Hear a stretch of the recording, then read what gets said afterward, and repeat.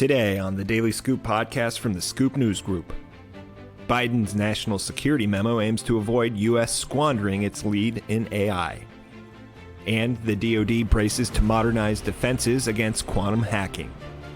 It's Friday, October 25th, 2024. Welcome to the Daily Scoop podcast, where you'll hear the latest news and trends facing government leaders. I'm the host of the Daily Scoop podcast, Billy Mitchell. Thanks so much for joining me.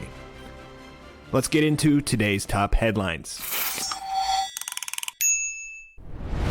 Yesterday, I shared about the White House's new national security memo on AI published Thursday, and now we've got more details on that memo and its intent from one of the administration's top national security leaders.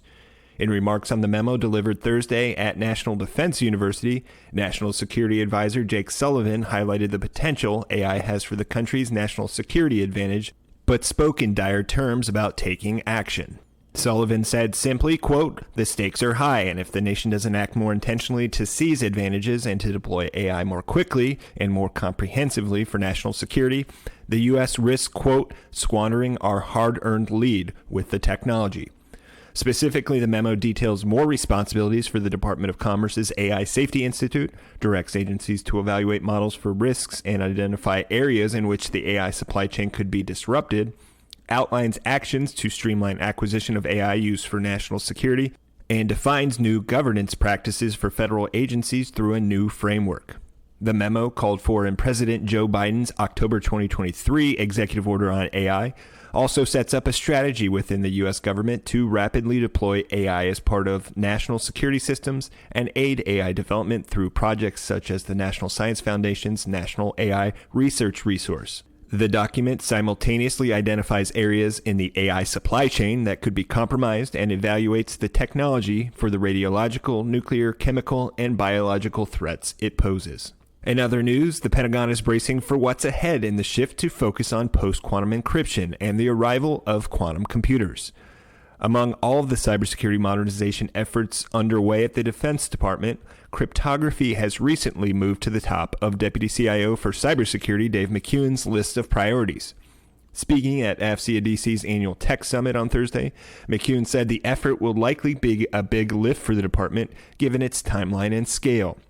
He said that the hardware and software that is used to secure the nation's classified information takes a long time to develop and test and field because it is scattered through many platforms and weapon systems. McKeown explained that, quote, "We've got to think ahead as to what the adversary might be working on and develop algorithms that are there in time to meet the adversary's ability to crack those algorithms." The Defense Department currently uses decades-old cryptographic algorithms to secure both its non-classified and secret classification networks. The National Security Agency is the lead for the Pentagon's cryptographic modernization efforts, and the department heavily relies on algorithms developed by NIST. Once a new cryptographic algorithm is developed, a process that takes about a decade, the NSA conducts testing to certify both the hardware and software components, McKeown said. Then the Pentagon will need to conduct operational tests and validation with each of the military services and components. For more news at the intersection of the federal government and technology, visit fedscoop.com. Thanks so much for tuning in to another episode of the Daily Scoop podcast, available on all podcast platforms. If you've already rated the podcast on your platform of choice, thanks so much. High ratings and good reviews of the show help more people to find it. The Daily Scoop podcast is a production of the Scoop News Group in Washington, D.C. Adam Butler and Carlin Fisher help put the show together, and the entire Scoop News Group team contributes.